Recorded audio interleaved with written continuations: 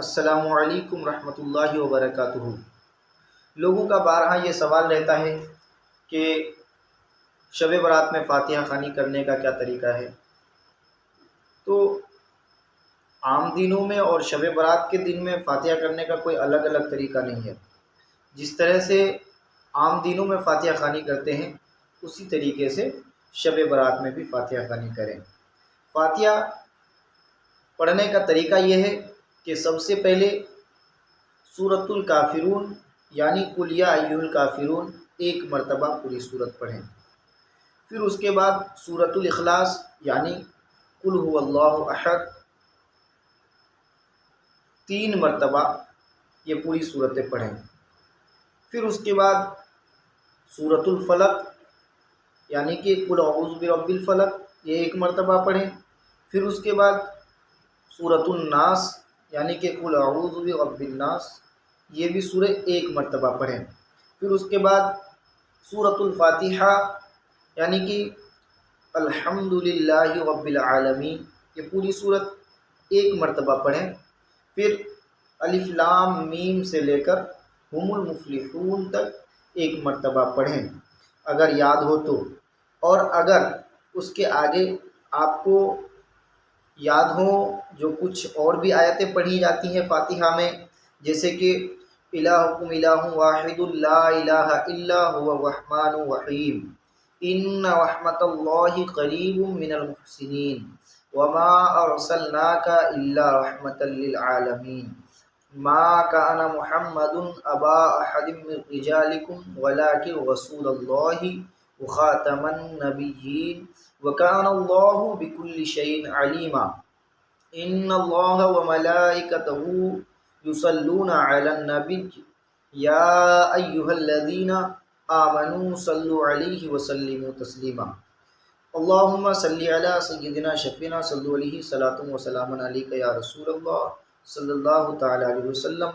پھر اس کے بعد اعوذ باللہ من الشیطان الرجیم پڑھ کر الا ان اولیاء اللہ لا خوف علیہم ولا هم یحزنون الذین آمنوا وکانوا یتقون سبحان ربک رب العزۃ عما یصفون وسلام علی المرسلین والحمد للہ رب العالمین۔ یہ اگر آپ کو یاد ہیں الف لام میم یا یہ جو آیتیں میں نے قرآن پاک کی تلاوت کی اگر آپ کو یاد ہیں تو یہ بھی پڑھ لیں فاتحہ میں، اور اگر یاد نہیں ہے تو ضروری نہیں ہے ان کا پڑھنا۔ ایسے بھی فاتحہ خوانی میں کسی سورت کا پڑھنا ضروری نہیں ہے۔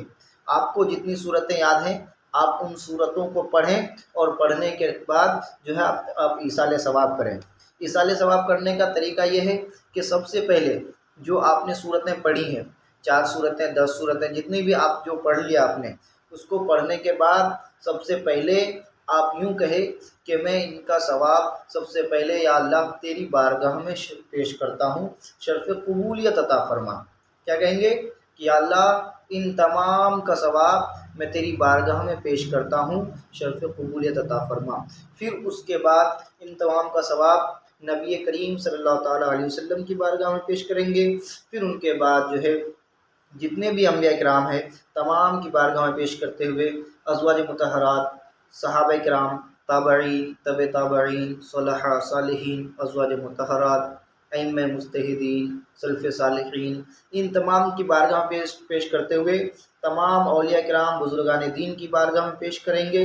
ان تمام کی بارگاہ میں پیش کرتے ہوئے اگرچہ آپ کا جس مقصد سے آپ فاتحہ خوانی کر رہے ہیں، بالخصوص آپ جن کے لیے بخشنا چاہتے ہیں، تو ان کا نام یوں لیں گے جیسا کہ شب برات کا اگر فاتحہ کر رہے ہیں تو شب برات میں بالخصوص حضرت اویس قرنی رضی اللہ تعالیٰ عنہ کے نام پر فاتحہ کیا جاتا ہے، تو آپ یوں کہیں گے کہ بالخصوص حضرت اویس قرنی رضی اللہ تعالیٰ عنہ کی بارگاہ میں پیش کرتا ہوں۔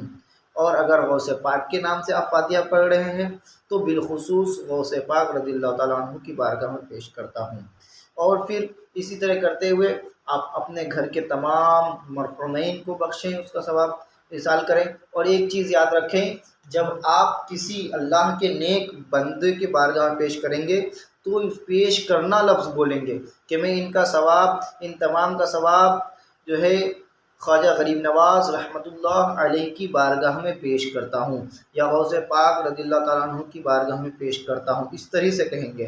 لیکن اگر آپ کسی گھر کے مرحوم کے نام پر فاتحہ خوانی بخش رہے ہیں تو اس ٹائم پہ کہیں گے کہ میں فلاں کے روح کو اس کا ثواب بخشتا ہوں۔